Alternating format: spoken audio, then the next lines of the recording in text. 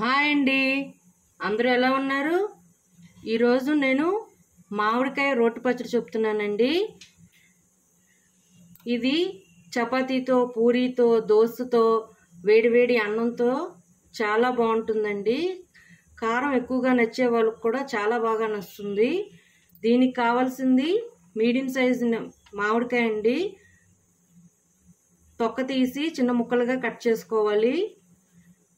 ఎండుమిరపకాయలు 8 నుంచి 9 తీసుకున్నానండి. ఇలా ముక్కలుగా కట్ చేసుకున్నాను. 1 టేబుల్ స్పూన్ ఆవాలు, 1 టేబుల్ స్పూన్ మెంతులు, ఉప్పు సరిపడేంత, ఇంగువ 1/2 టేబుల్ స్పూన్, పసుపు 1/2 టేబుల్ స్పూన్. ముందుగా పొయ్యి మీద కడాయి పెట్టుకొని దానిలో ఆయిల్ వేసుకున్నాను. 1 టేబుల్ స్పూన్ దాకా ఆయిల్ వేసుకున్నాను. దీనిలో మెంతులు, ఆవాలు మీడియం ఫ్లేమ్లో పెట్టుకొని బాగా ఎర్రగా అయ్యేదాకా వేయించుకోవాలండి.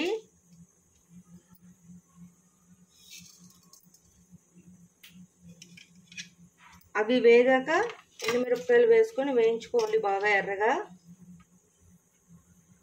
మెంతుల్ని బాగా వేయించుకోవాలండి, లేకపోతే మనం పచ్చడి చేసుకున్న తర్వాత చేదు వస్తుంది.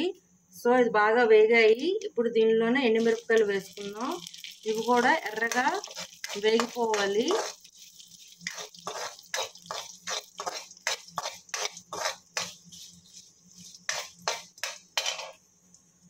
చూడండి, ఇవన్నీ బాగా ఎర్రగా వేగిపోయాయి.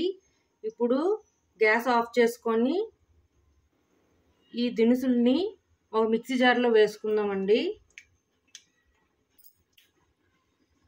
ఈ మిక్సీ జార్లో వేసుకున్న దీన్ని పౌడర్ లాగా గ్రైండ్ చేసుకోవాలి. ఇప్పుడు పౌడర్ లాగా గ్రైండ్ చేసుకున్న దీనిలోనే ఇంగువ, పసుపు, ఉప్పు అండి. ఇంగువ అయితే ఆప్షనల్, మీకు ఇష్టం ఉంటే వేసుకోవచ్చు, లేకపోతే లేదు. మామిడికాయ ముక్కలు ఇవి కూడా వాటర్ యాడ్ చేయకుండా శుభ్రంగా పేస్ట్ లాగా చేసుకోవాలి. వాటర్ యాడ్ చేయకుండా ఇలా స్మూత్గా పేస్ట్ చేసుకోవాలి. ఇప్పుడు దీన్ని సర్వింగ్ బౌల్లోకి తీసుకోవడమేనండి. సర్వింగ్ బౌల్లోకి తీసుకున్న చాలా టేస్టీగా ఉందండి ఈ మామిడికాయ పచ్చడి. ఇది 10 days నిల్వ ఉంటుంది.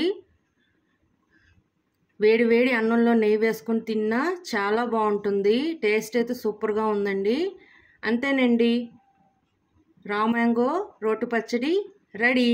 మీకు నచ్చినట్లయితే like, share and subscribe it. Bye.